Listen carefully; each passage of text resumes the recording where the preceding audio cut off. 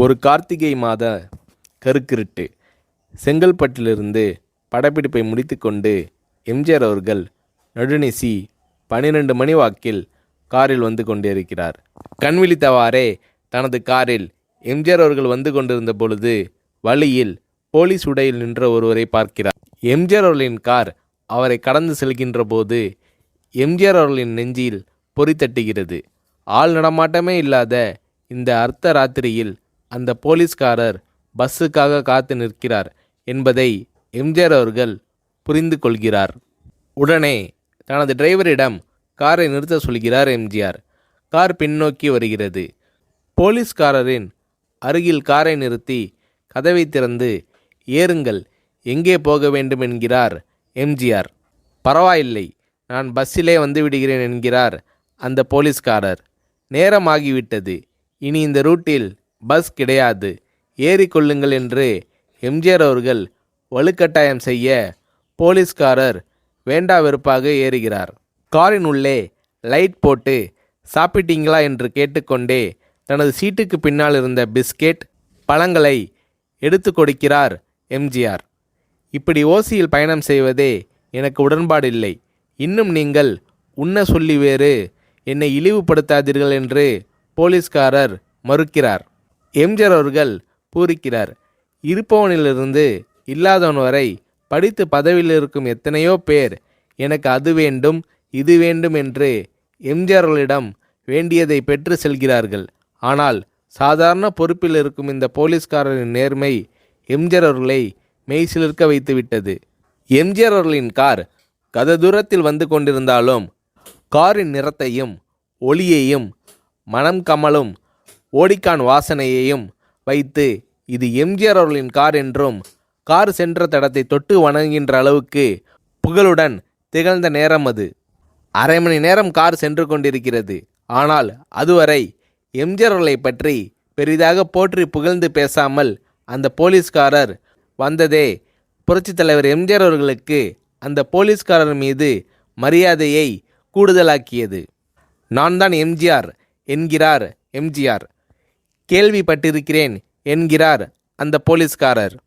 பொன்மனச்செம்மல் எம்ஜிஆர் அவர்களின் முகத்தில் கோபம் இல்லை, பதிலுக்கு பொன்முறுவல் மலர்கிறது. என் படங்களை பார்த்து இருக்கிறீர்களா என்று கேட்கிறார் எம்ஜிஆர். நான் சினிமாவே பார்ப்பதில்லை என்கிறார் அந்த போலீஸ்காரர். புரட்சித் தலைவர் எம்ஜிஆர் அவர்கள் இன்னும் பிரமிக்கிறார். இப்போது கார் சத்தத்தை தவிர ஒரே நிசப்தம். போலீஸ்காரர் தனது வீட்டிற்கு 1/2 கிலோமீட்டர் தூரத்திற்கு முன்பே காரை நிறுத்த சொல்லி இங்கேயே இறங்கிக் கொள்கிறேன் என்கிறார். ஏன், நீங்கள் குறிப்பிட்ட அந்த விலாசம் இன்னும் 1/2 கிலோமீட்டர் தூரம் இருக்கிறதே என்கிறார் எம்ஜிஆர்.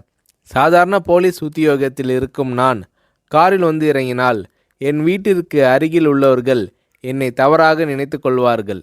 இதுவரை இப்படி நான் யார் காரிலும் ஓசியில் வந்து பழக்கமில்லை. நீங்கள் இவ்வளவு தூரம் செய்த உதவிக்கு நன்றி என்கிறார் அந்த போலீஸ்காரர். புரட்சித் தலைவர் எம்ஜிஆர் அவர்கள் அதற்கு மேல் எதுவும் பேசவில்லை. அவர் எந்த போலீஸ் ஸ்டேஷனில் பணிபுரிகிறார் என்பதை மட்டும் கேட்டு தெரிந்து கொண்டு கிளம்புகிறார்.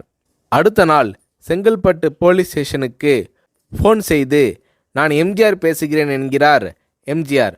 ஃபோனை எடுத்த டிஎஸ்பி உதறலோடும் உற்சாகத்தோடும் தலைவரே வணக்கம் என்கிறார். இரவு சந்தித்த போலீஸ்காரரை பற்றி விசாரிக்கிறார் எம்ஜிஆர். அந்த டிஎஸ்பி சொல்கிறார், நீங்கள் குறிப்பிடும் அவர் இன்று விடுப்பில் இருக்கிறார். அவர் கையூட்டு வாங்காதவர், கடமை தவறாதவர்.